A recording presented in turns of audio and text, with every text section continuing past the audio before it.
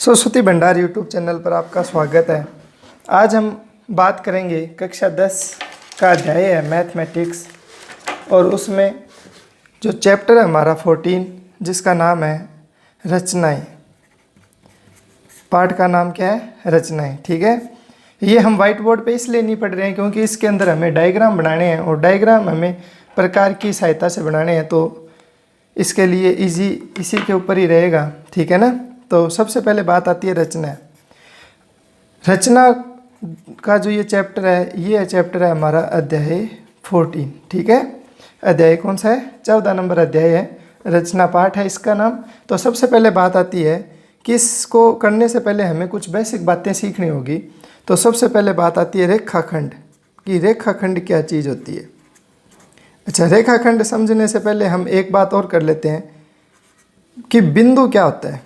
बिंदु को इंग्लिश में बोलते हैं पॉइंट, और या फिर हम इसको क्या बोल सकते हैं? डॉट भी बोल सकते हैं, बिंदु या डॉट। अब देखो, जैसे मान लो बिंदु की वैसे कोई परिभाषा नहीं है, लेकिन यदि कोई प्रकार, यदि हमारे पास कोई पेंसिल है या हमारे पास कोई पेन है, उसका जो जैसे इस तरीके से हमने पॉइंट लगाया, तो ये इसी को हम क्या बोलेंगे? पॉइंट या बिंदु बोलेंगे। ठीक है ना। और इसका मान लो यदि नाम है ए है, तो इसे हम बोलेंगे पॉइंट ए। इसकी न तो कोई लंबाई होती है, न इसकी कोई चौड़ाई होती है, और न ही मोटाई होती है। ये केवल मात्र एक डॉट के समान है, बिंदु है। ठीक है ना। तो इसके बाद में, बिंदु के बाद में हम नेक्स्ट जो बात करते हैं, वो नेक्स्ट बात है रेखा। रेखा को इंग्लिश में क्या बोलते हैं? लाइन। रेखा को इंग्लिश में क्या बोलते हैं? लाइन बोलते हैं। जैसे मान लो ये आपके पास बिंदु है, इस बिंदु के नज़दीक इस तरीके से बिंदु है, लेफ्ट साइड में भी है, राइट साइड में भी है, और ये इस तरीके से आगे बढ़ते जा रहे हैं। ठीक है ना। तो जैसे मान लो हमें इस तरीके से क्या प्राप्त हुई? ये एक पथ प्राप्त हुआ बिंदुओं का। अब ये बिंदुओं का पथ इधर भी आगे बढ़ सकता है, इन बिंदुओं का पथ इधर भी आगे बढ़ सकता है। तो जब किसी लाइन के ऊपर तुम्हें पता है कि अनंत बिंदु होते हैं, तो जब ये लाइन लेफ्ट हैंड साइड में भी बढ़ती रहे और राइट हैंड साइड में भी यदि बढ़ती रहे, तो उसको हम क्या बोलते हैं? लाइन बोलते हैं। ठीक है ना। ये जैसे मान लो बिंदु आपके पास है ए, और ये बिंदु है आपके पास बी, तो इसको हम इस तरीके से भी लिख सकते हैं, ए बी के ऊपर इस तरीके से लाइन लगाकर, और इसको हम ऐसे भी लिख सकते हैं, बी ए के ऊपर लाइन लगाकर। तो इसमें बिंदुओं का ये जो लाइन है, इसमें हमें अंत बिंदु जो है वो हमें पता नहीं है। देखो, इधर भी ये बढ़ता रहेगा और इधर वाली साइड भी ये क्या होगा? बढ़ता रहेगा। तो इनके हमें अंत बिंदु हमें पता नहीं है। 4 नंबर पॉइंट आता है रेखाखंड, जो हमने सबसे पहले लिखा था कि रेखाखंड क्या चीज़ होती है। रेखाखंड में क्या होता है कि जब किसी लाइन के, ये जैसे लाइन है, ठीक है, जब किसी लाइन का प्रारंभिक और अंतिम बिंदु हमें पता हो, या हमें किसी लाइन का दोनों अंतिम सिरे हैं वो यदि क्या हो हमें पता हो। जैसे मान लो अब जैसे ये अंतिम सिरा, ये अंतिम सिरा, तो ये बंद होगी ना। जब ऐसे लाइन चलती है, इसका मतलब ये अंतिम सिरा नहीं है, क्योंकि तीर का निशान है, ये चलती जाएगी लाइन इस तरीके से। ठीक है ना। और यदि हमें ऐसे अंतिम सिरे पता हो, तो उसको हम क्या बोलते हैं? रेखाखंड बोलते हैं। तो ये हमारे पास हो गया रेखाखंड ए बी। ठीक है ना। अब जैसे मान लो ये लाइन है, इस लाइन में से जब हम इतना टुकड़ा बाहर निकाल लेते हैं, जैसे मान लो ये वाला टुकड़ा हमने बाहर निकाल लिया, जिसका हमें दोनों अंतिम सिरे हमें पता है, दोनों अंत बिंदु हमें पता है, तो इसको हम क्या बोलेंगे? रेखाखंड बोलेंगे। ठीक है ना। जिसको हम क्या बोलते हैं? इंग्लिश में लाइन सेगमेंट बोलते हैं। क्या बोलते हैं? Line segment. ठीक है ना। उसके बाद में हमारी जो नेक्स्ट परिभाषा आती है वो है किरण। किरण किसे कहते हैं? किरण। किरण को हम बोलते हैं रे। ठीक है ना। आपने सूरज तो देखा ही है कि सूरज इस तरीके, उसमें से इस तरीके से आपके पास क्या रहती है? रेज निकलती है, किरण निकलती है। तो इसमें आप देखो कि ये तो हो गया इसका उद्गम स्थल रेज का। ठीक है ना, उद्गम स्थल। लेकिन इसका अंतिम हमें पता नहीं, ये आगे इस तरीके से चलता ही रहेगा।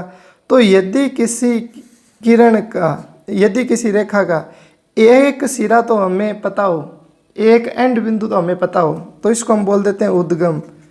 लेकिन देखो, एक ये इस तरीके से क्या हो रहा है? चलता जा रहा है ना। आगे से आगे बिंदु आते जाएंगे, तो इसको हम क्या बोलेंगे, किरण बोलेंगे। और इसको हम प्रदर्शित किस प्रकार करेंगे, हम ऐसे लिख सकते हैं ए बी के ऊपर ऐसे तीर का निशान, ठीक है। तो इस टाइप को हम क्या बोलेंगे, किरण बोलेंगे। यदि दोनों तरफ तीर के निशान है तो हमारी लाइन कहलाएगी। यदि हमें दोनों अंत सिरे में पता हो तो वो उसको हम रेखाखंड बोलेंगे। और यदि एक बिंदु एक अंतिम सिरा में पता हो लेकिन दूसरा अंतिम सिरा में यदि पता नहीं है तो उसको हम क्या बोलेंगे, किरण बोलेंगे, ठीक है ना। उसके बाद में जो नेक्स्ट बात आती है कोण। कोण को इंग्लिश में हम क्या बोलते हैं, एंगल, ठीक है ना। कोण को हम क्या बोलेंगे, एंगल से बताएंगे। जैसे मान लो कोई एक उद्गम स्थल है, उसमें से दो किरण इस तरीके से निकल रही है, तो देखो दोनों किरण का, ये किरण होगी OA, ये किरण होगी आपके पास OB, और इन दोनों का उद्गम स्थल एक ही है। तो दोनों किरणों के बीच में ये जो घुमाव की माप है ना, उस घुमाव की माप को ही हम क्या कहते हैं, कोण कहते हैं। और कोण को मैथमेटिकल भाषा में इस तरीके से प्रदर्शित किया जाता है, इसको बोलते हैं थीटा।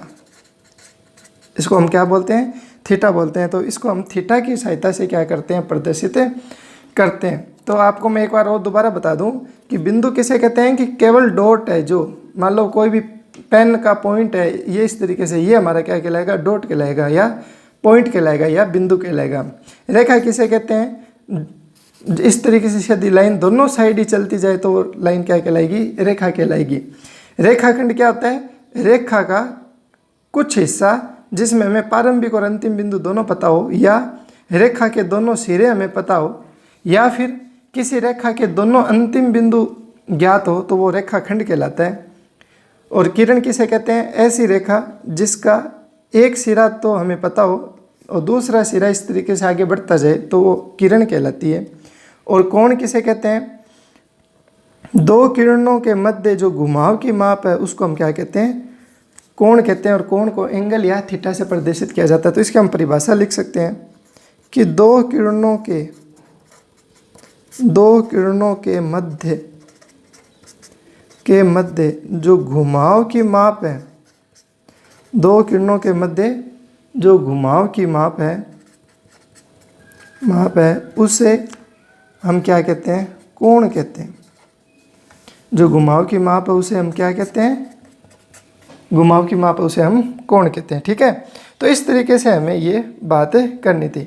अब बात आती है, नेक्स्ट बात करते हैं हम कि किसी रेखाखंड का समद्विभाजन करना। जैसे यहाँ पर है, तो मान लो आपको पास कोई एक रेखा दी हुई है, ठीक है ना। ये जैसे मान लो ये आपके पास एक रेखाखंड है इस तरीके से, ठीक है, ये रेखाखंड है। और इस रेखाखंड को आपको क्या करना है, रेखाखंड का समद्विभाजन, मतलब समान द्वि का मतलब होता है दो, भाजन का मतलब विभाजित करना। हमें इसको क्या करना है, दो बराबर भागों में विभाजित करना है। तो रेखाखंड को दो बराबर भागों में विभाजित करने के लिए हम क्या करते हैं, हम आधी से ज़्यादा प्रकार खोलते हैं। इस प्रकार से देखो, आधी से ज़्यादा प्रकार खोल ली, एक चाप हमें इधर काटना है, ठीक है ना, और दूसरा चाप हमें क्या करना है, इसके ऊपर रखकर इधर काटना है, ऐसे इस तरीके से चाप काट दिए हमने। और इनको हम क्या करेंगे, मिला देंगे। तो ये जो रेखा आएगी ये हमारी क्या आएगी, ये इन दो रेखाओं का क्या होगा, ये जो रेखा है इसका क्या होगा, समद्विभाजन होगा। मतलब यदि आप इसको स्केल की सहायता से नापोगे तो आप देखना कि जितना लंबाई इधर है उतनी लंबाई क्या होगी, इधर होगी। तो हम इसकी सहायता से क्या कर सकते हैं, रेखा का समद्विभाजन कर सकते हैं। अब मैं आपको बताता हूँ कि हम प्रकार की सहायता से कोण कैसे बनाते हैं। तो आप ध्यान से समझना सभी, एक बार ये हमें आना बहुत ही इम्पोर्टेंट है। जैसे मान लो कि आपके पास कोई एक रेखा दी हुई है, तो हमारे पास ये एक कोई रेखा इस तरीके से। अब हमें क्या करना है, इसके ऊपर कोण बनाने हैं। तो देखो, प्रकार को आप फिक्स खोल लो, प्रकार ऐसी होनी चाहिए कि हिलनी नहीं चाहिए, ठीक है ना। और यहाँ पर रखो और एक चाप लगाओ इस तरीके से, ठीक है। अब प्रकार बिल्कुल भी नहीं हिलनी चाहिए। और ये जो पहला कोण होता है, ये कोण हमेशा कितने डिग्री का होता है, 60 डिग्री का होता है। देखो इस तरीके से बनाएंगे ना ऐसे, और प्रकार की नोक कहाँ रखनी है, यहाँ रखनी है। तो ये पहला कोण कितने डिग्री का हो जाएगा, 60 डिग्री का हो जाएगा। और 60 में यदि हम 60 और जोड़ें इस तरीके से, देखो यहाँ पे रखी प्रकार की नोक और 60 में 60 और जोड़े तो कितना हो गया 120, और 120 में यदि हम 60 और जोड़ें तो ये कितना हो जाएगा 180। तो अब हम इनको यदि मिलाएं तो आप देखोगे कि बिल्कुल 180 डिग्री का कोण बन गया ये। तो ये कोण था 0 डिग्री, ठीक है ना, ये कोण था 0 डिग्री, और जब हमने इस तरीके से इसको मिलाया तो ये कोण कितना बन गया 60 डिग्री, और ये इस तरीके से मिलाओगे तो ये कोण कितना हो जाएगा 120 डिग्री, और ये कितना कोण था 180 डिग्री, ठीक है ना। अब आपको मैं एक बता दूं कि ये इस तरीके से हमारे पास डी होती है, ठीक है ना। इस डी को आप इस तरीके से यहाँ रखो बिल्कुल मिडल पॉइंट पे, ठीक है, इस तरीके से हमने रखा। तो आप देखो ये कोण हमारा कितना है 60 डिग्री है, ये 120 डिग्री है, ये 180 डिग्री है, और ये कितना है 0 डिग्री कोण है। अब आप देखो कि अब हम क्या करेंगे, कोणों का समद्विभाजन करेंगे। अब जैसे 60 और 120 के बीचों बीच देखो कितने डिग्री का कोण होता है 90 डिग्री का। तो जब हम 60 की लाइन और 120 डिग्री की लाइन का समद्विभाजन करेंगे ना तो हमारे पास 90 डिग्री का कोण बनेगा। और 0 डिग्री और 60 डिग्री के बीच में कितना डिग्री होता है 30 डिग्री। तो जब हम 0-60 का समद्विभाजन करेंगे तो 30 डिग्री का कोण बनेगा। 180 और 120 के बीच में कितने डिग्री है 150 डिग्री, बीचों बीच कितना 150 है। तो जब हम इसका समद्विभाजन करेंगे तो कितने डिग्री का कोण बनेगा 150 डिग्री का कोण बनेगा।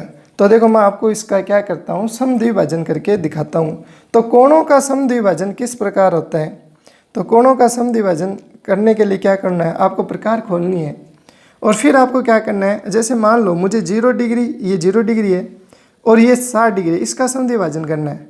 तो देखो यहाँ प्रकार की नोक रखनी है, एक तो इस जगह और इस तरीके से चाप काटना है, ठीक है, और एक इस पे रखकर और एक चाप इस तरीके से काटना है।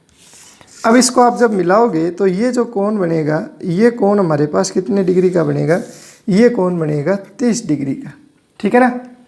अब ये जो 60 डिग्री है और 120 डिग्री है, इसका समद्विभाजन करते हैं। तो 60 वाली के ऊपर रखकर एक चाप इस तरीके से काटना है ऐसे, ठीक है, और फिर हमें 120 वाली के ऊपर रखकर हम एक चाप ऐसे काटेंगे। तो अब ये जो 60 और 120 के बीच में आपको पता है कितना होता है 90 डिग्री होता है ना। तो ये वाला जो कोण होगा ये कितने डिग्री हो जाएगा 90 डिग्री हो जाएगा। इसी प्रकार से 120 और 180 के बीच में मैंने अभी बताया था कितना डिग्री होता है 150। तो 180 वाली लाइन पर यहाँ रख कर और एक चाप इस तरीके से काटना है, और 120 वाली डिग्री के ऊपर लाइन पर रख कर एक चाप ऐसे काटना है, और इनको आप इस तरीके से मिलाओगे तो ये कोण हमारा कितना डिग्री हो जाएगा, ये कोण हो जाएगा 150 डिग्री। ये बात तो थी हमारे पास इन कोणों को निकालने की, ठीक है।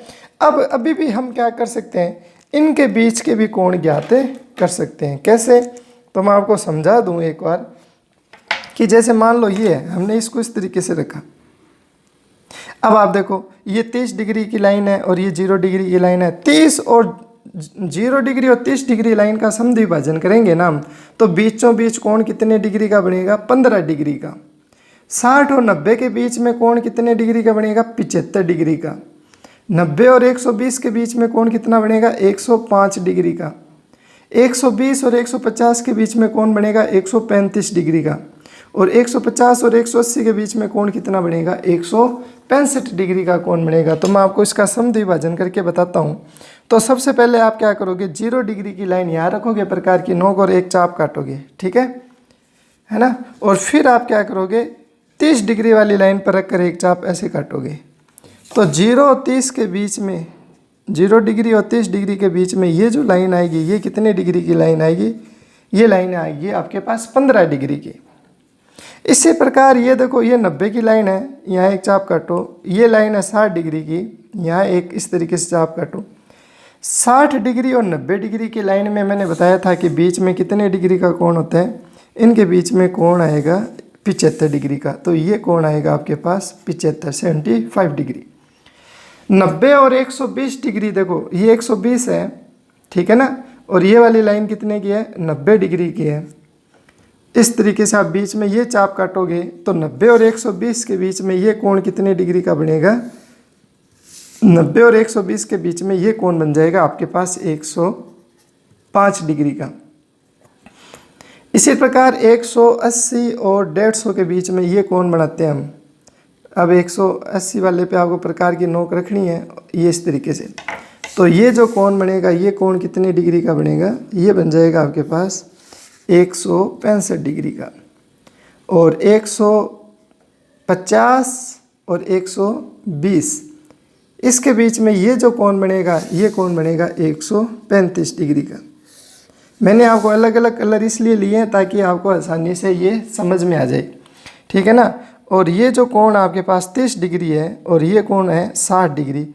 और 30 और 60 के बीच में कितना डिग्री होता है, 30 और 60 के बीच में कोण होता है 45 डिग्री। तो इसका मतलब ये कोण कितने डिग्री का बनेगा, 45 डिग्री का कोण बनेगा। तो इस तरीके से हमें ये क्या करने हैं, कोण बनाने हैं, ठीक है ना। बहुत ही इंपॉर्टेंट क्वेश्चन है, ध्यान से आप समझना।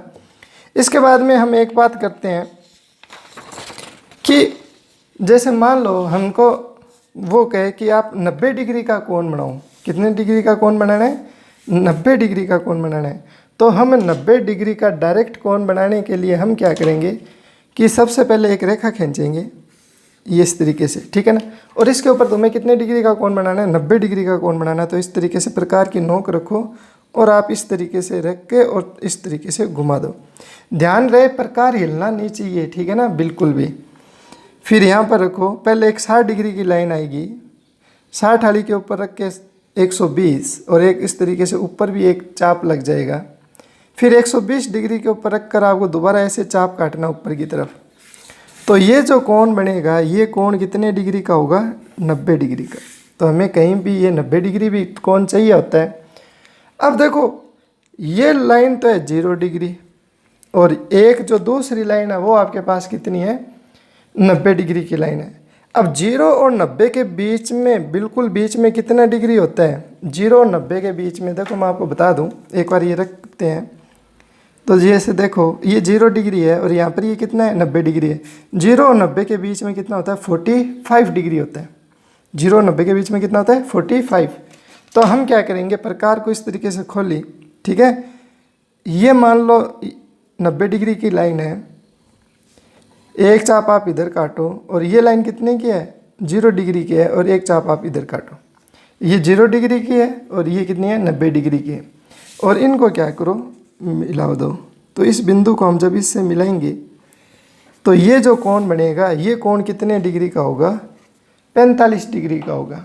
तो ध्यान रखना, हमें काफ़ी बार 45 डिग्री का कोण भी पूछ लेता है, ठीक है। तो इसके बाद में हम नेक्स्ट बात करते हैं कि रेखाखंड का समद्विभाजन हमने करना सीख लिया था। कैसे करते हैं, एक रेखा जो भी दी हुई है इसमें हम आधी से ज़्यादा प्रकार खोलते हैं और एक चाप ऊपर एक नीचे, फिर लेफ्ट हैंड साइड पर प्रकार की नोक रख के एक चाप ऊपर एक नीचे, जहाँ चाप एक दूसरे को प्रतिच्छेद करते हैं तो इन कटान बिंदुओं को हम मिला देंगे।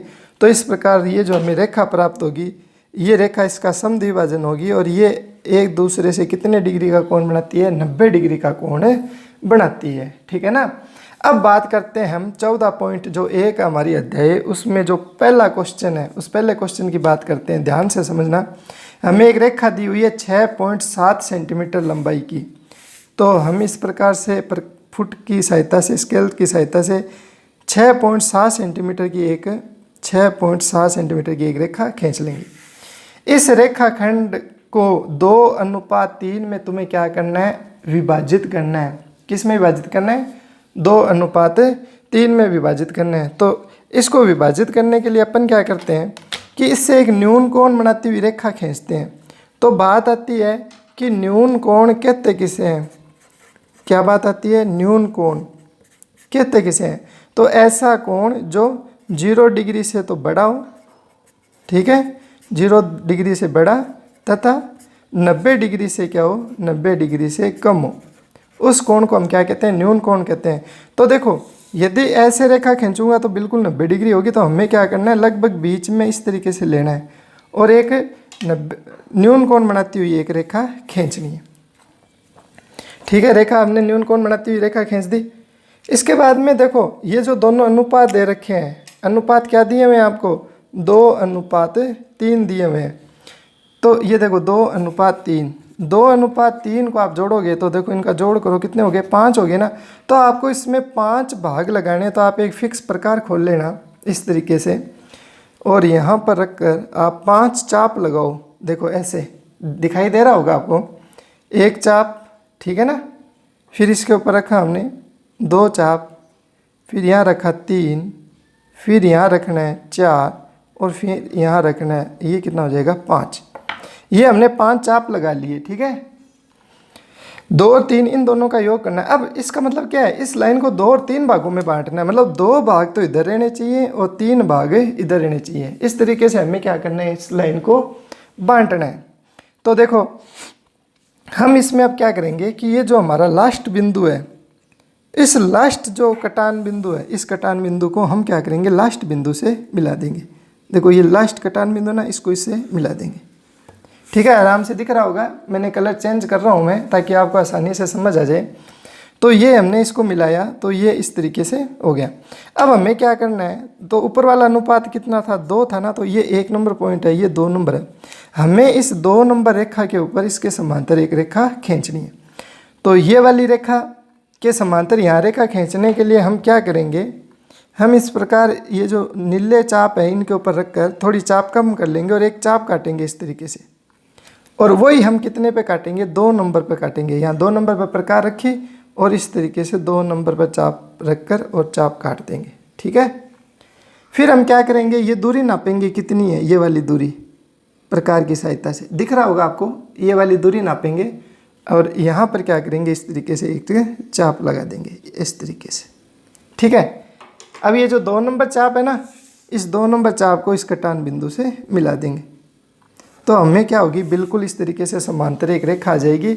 तो ये जो अनुपात होगा, ये पूरी रेखा ये 5 भागों में बंट गई और 5 भागों में इस भाग में तो देखो 2 भाग हैं और इस भाग में देखो कितने भाग हैं, 3 भाग हैं। तो ये हो जाएगा 2:3 हो जाएगा, ठीक है। इस तरीके से हमें इस क्वेश्चन को करना था। अगला क्वेश्चन की बात आती है हमारे पास। देखो इस तरीके से अगला क्वेश्चन है कि एक रेखाखंड है ए बी 8.3 सेंटीमीटर का है। तो हम क्या करेंगे, एक 8.3 सेंटीमीटर का एक रेखाखंड खींचेंगे। तो इस तरीके से लिया हमने और ये 8.3 का एक रेखाखंड खींचा। इस लंबाई का बनाइए रेखाखंड ए बी पर एक बिंदु सी ऐसा ज्ञात कीजिए कि, तो मैं आपको इसके लिए थोड़ा एक बार बता दूं, समझा दूं कि जैसे देखो ये रेखाखंड आपके पास, ठीक है, ए बी और इसकी लंबाई है 8.3। यहाँ अनुपात क्या दे रखा है, ये दे रखा है एस सी बराबर में 1/3 ए बी। ये जो ए बी है ना, इसको इसके बट्टे में लिया हो तो एस सी बटा ए बी बराबर में कितना आएगा, 1/3। तो देखो इस रेखा के ऊपर एक सी बिंदु, बीच में एक ऐसा सी बिंदु है कि ये एस सी है, इधर तुलना करो यहाँ कितना है 1, मतलब एस सी अनुपात तो 1 है, मतलब ये अनुपात तो है 1। और पूरी जो ए बी लाइन है यहाँ से लेकर ये जो पूरी ए बी लाइन है, इसका अनुपात कितना है 3। इसका मतलब इस पूरी लाइन को 3 भागों में बांटना है और उसमें से एक भाग किसका हो जाएगा, सी का हो जाएगा।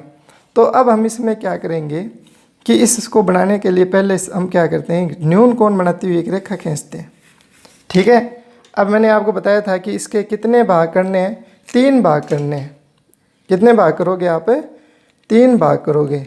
देखो किस तरीके से करेंगे हम, ये इस तरीके से प्रकार ली, देखो आपको दिख रहा होगा इस तरीके से। यहाँ पर आप देखो कि ये एक भाग, ठीक है, फिर इसके अगले वाले इस पॉइंट पे रखेंगे 2, फिर यहाँ पे रखेंगे, ये कितना हो जाएगा 3। कितने भाग हो गए, 3 हो गए ना। हमारे पास ये क्या आया था, ये तो आया था एस सी बटा ए बी बराबर में 1/3। अब कुल भाग तो कितने हो गए, 3 हो गए। ये बिंदु ए और बी है तो ये कुल भाग कितने हो गए, 3 हो गए। अब ऊपर कितना अनुपात है, 1 है ना। तो इस 1 नंबर बिंदु के ऊपर आपको क्या करनी है, रेखा खींचनी है समांतर। किसके समांतर, तो ये जो लास्ट बिंदु आता है ना, इस बिंदु को आप क्या करो, बी से मिला दो। इसके समांतर यहाँ भी आपको क्या करनी है, रेखा खींचनी है। तो हम क्या करें, चाप को थोड़ा कम लेके और इसके ऊपर एक चाप काट देंगे इस तरीके से, ठीक है। ऐसा ही चाप अपन एक नंबर बिंदु के ऊपर काट देंगे। ये जो 1 नंबर चाप है ना, 1 अनुपात वाला चाप यहाँ पे काट देंगे। अब आप क्या करो, ये वाली लंबाई नाप लो कितनी है, नाप ली ये लंबाई कितनी है, उतनी लंबाई को आप इस चाप के ऊपर रखकर यहाँ चाप लगा देना इस तरीके से, ठीक है। और जहाँ मिलते हैं वहाँ पर क्या करो, आप एक रेखा खींच दो इस तरीके से। ये देखो, तो ये इसके समांतर रेखा आएगी। तो ये अनुपात कितना हो जाएगा, ये बिंदु हो जाएगा C, ये अनुपात हो जाएगा 1 और ये पूरा AB अनुपात कितना हो जाएगा 3 हो जाएगा। इस तरीके से हमें ये क्वेश्चन करना था। इसके बाद में इसका जो 3 नंबर क्वेश्चन है क्या दिया हुआ है, 2.8 सेंटीमीटर के वृत्त की रचना कीजिए। पहले हमें वृत्त बनाना है, तो ये मान लो इसका केंद्र है, ठीक है। वृत्त की त्रिज्या कितनी है, वृत्त की त्रिज्या है 2.8। तो इस तरीके से हम 2.8 का चाप खोलेंगे, ये 2.8 हो गया, इसके ऊपर रखा, ठीक है, और 2.8 का एक वृत्त बना लेंगे। ये लो वृत्त बना लिया। अब हमें क्या करना है, इस वृत्त के किसी बिंदु P पर हमें क्या करनी है, स्पर्श रेखा खींचनी है। तो मैंने ये मान लिया, इस तरीके से आप मिला दो वृत्त को, एक कोई बिंदु P है, इसके ऊपर इस P बिंदु से हमने इसको मिला दिया। अब हमें इसके ऊपर स्पर्श रेखा खींचनी है। तो आपको पूर्व में बताया गया है कि जैसे मान लो कि आपके पास ये एक वृत्त है और ये स्पर्श रेखा होती है। स्पर्श रेखा वृत्त को एक बिंदु के ऊपर काटती है। ये जो बिंदु होता है ना, ये बिंदु होता है स्पर्श बिंदु, और ये होता है इसका सेंटर। और सेंटर को जब हम स्पर्श बिंदु से मिलाते हैं ना, तो ये जो त्रिज्या होती है ना, ये स्पर्श रेखा के साथ कितने डिग्री का कोण बनाती है, 90 डिग्री का कोण बनाती है। इसका मतलब ये जो स्पर्श बिंदु है ना P, इस P के ऊपर हमें 90 डिग्री का कोण बनाना है, ठीक है। तो अब हम इसके ऊपर एक 90 डिग्री का कोण बना देते हैं। तो इस तरीके से हमने रखा, और जो बिंदु है परिधि के ऊपर जो बिंदु, उसके ऊपर हम 90 डिग्री का कोण बना देंगे। तो देखो इस तरीके से यहाँ रख कर, ठीक है, और इस तरीके से आप एक चाप काटोगे, ठीक है। अब इसके ऊपर रख कर ये कोण कितने हो जाएगा 60, फिर यहाँ रखोगे, एक ऊपर काटना है चाप और एक यहाँ काटना है, ठीक है ना। और फिर 120 वाली लाइन के ऊपर जाके फिर एक चाप आप यहाँ काट देना, और इनको आप क्या करो, मिला दो। तो इस प्रकार ये हमारे पास एक P बिंदु पर क्या होगी, स्पर्श रेखा आ जाएगी, और ये बिंदु हमारा सेंटर हो जाएगा O, और ये बिंदु हमारे पास हो जाएगा P। तो यदि आपको ये वीडियो पसंद आई है तो आप इसको ज़्यादा से ज़्यादा अपने फ्रेंड के साथ शेयर करें, लाइक करें। धन्यवाद।